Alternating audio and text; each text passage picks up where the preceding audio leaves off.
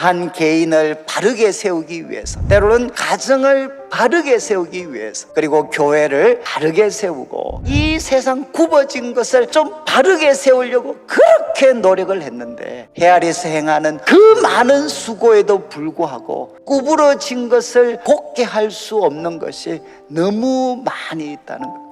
저는 이제 20대 후반에 난지도라는 곳에 가서 쓰레기를 주워서 생활하는 분들이 모여 살았던 곳이었기 때문에, 서울에서는 제일 그 빈민가를 대표하는 곳이었어요. 근데 저는 그곳에 가서 아마 제 평생에 잊을 수 없는 교훈들을 너무너무 많이 받았습니다. 그 중에 참 하나가 있던, 난지도에 언제 칼부림이 일어나나, 가장 많은 칼부림이 일어나는 날은 성탄절입니다. 서울에서 가난한 사람들 돕는다고 온갖 구호 물품이 그 난지도로 쏟아져 들어오면 평온했던 난지도가 전쟁터로 바뀝니다. 내가 조금 더 좋은 것을 조금 더 많이 갖기 위해서, 그리고 저는 그곳에 중고등부 학생들 참 지도하면서 우리 선생님들이, 청년들이 할 수 있는 아마 최선의 것을 쏟아부었어. 그때 뼈저리게 느낀 게, 우리들의 힘으로는 도저히 펼 수 없는, 곧게 해줄 수 없는 굽어진 것이 그들 속에 있다는 것. 그리고 더 큰 좌절감은 바로 그들 부모들 속에 어느 누구도 곧게 할 수 없는 굽어진 것이 있다는 것들을 뼈저리게 경험을 했어요. 그래서 우리가 최선의 노력을 기울이면 기울일수록 밑빠진 독에 물을 붓고 있구나. 가정을 위해서, 교회나 어려운 분들을 위해서 자신을 한번 쏟아부었을 때 우리 모두가 뼈저리게 경험하는 게 이것입니다. 아무리 노력하고 예를 써도 우리가 곧게 해줄 수 없는 굽은 것들이 이 세상에는 너무너무 많습니다. 솔로몬은 지혜를 통해서 영원한 이익을 줄 수 있는 것이 뭔지 살폈는데, 결과는 무엇이었습니까? 사람은 무거운 짐에 짓눌려져 있습니다. 그리고 또 구부러진 것들을 곧게 할 수가 없고,